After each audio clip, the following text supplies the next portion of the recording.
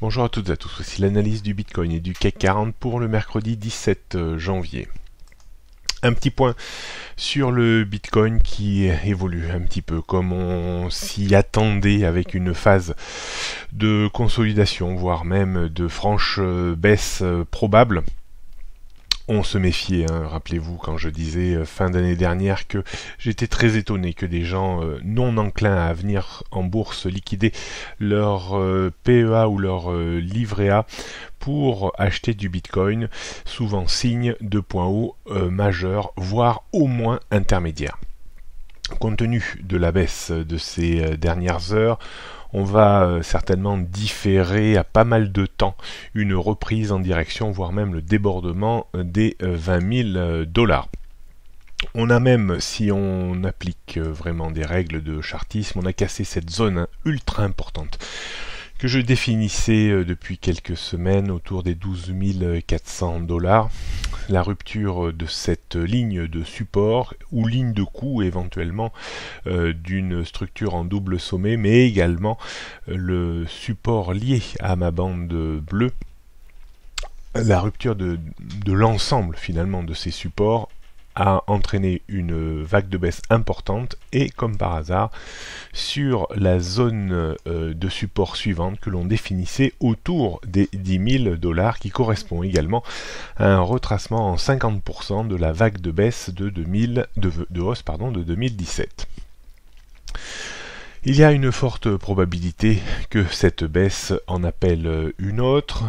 On pourrait trouver un point d'appui ici, tenter une reprise éventuellement en direction de cette zone pour peut-être finir en fin de course sur l'objectif lié à notre double sommet autour des 8 000 $ qui correspondrait également à un niveau de retracement en Fibonacci de 61,8% de la vague d'appréciation de 2017. Donc il y a énormément, déjà il y a pas mal de supports autour de 10 000 $, mais il y a encore plus de supports autour des 8 000 $.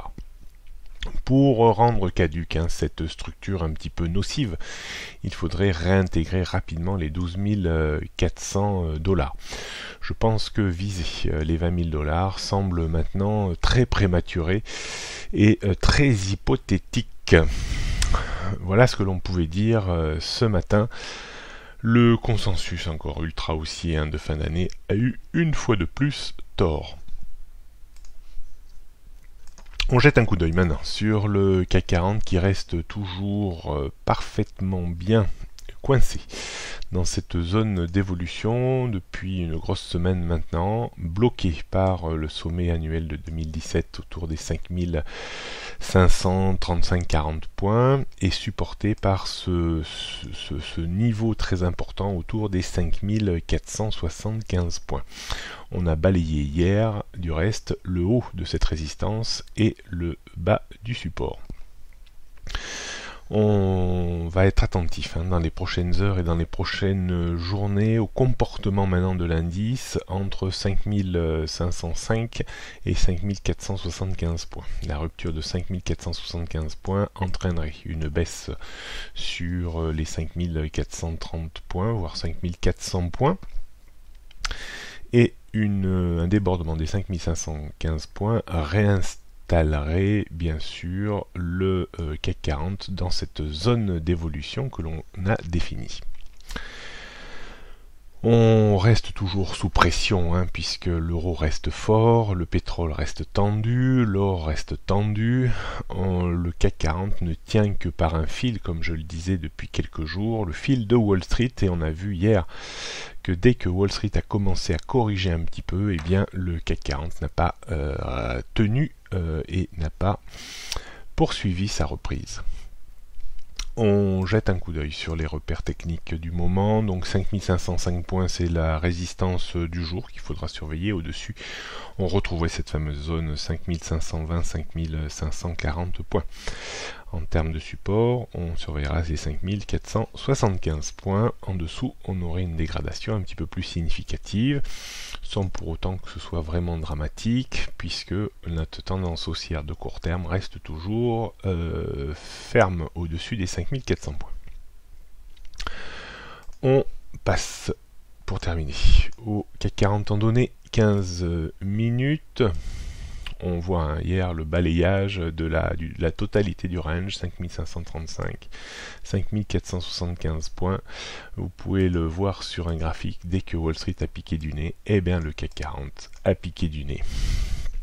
Donc on peut quand même être un petit peu inquiet en cas de correction appuyée de la bourse américaine, ce qui serait un mal pour un bien compte tenu de son niveau de surévaluation qui est historiquement trop fort. On voit très bien sur le graphique 15 minutes cette petite zone de résistance aujourd'hui entre 5500 et 5505 points qui correspond au point pivot jour et au couple de moyenne mobile.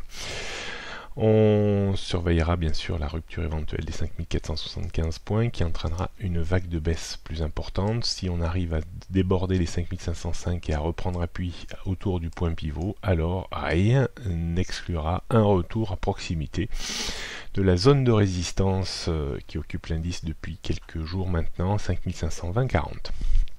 D'un point de vue stratégique, pas trop facile de naviguer, on est un petit peu au milieu du gué, donc la prudence voudrait que si on souhaite acheter, on attend un débordement des 5505 points, puis un retour et un point d'appui autour du point pivot jour pour acheter vers les 5505 pour viser 15-20 points de reprise, pas plus.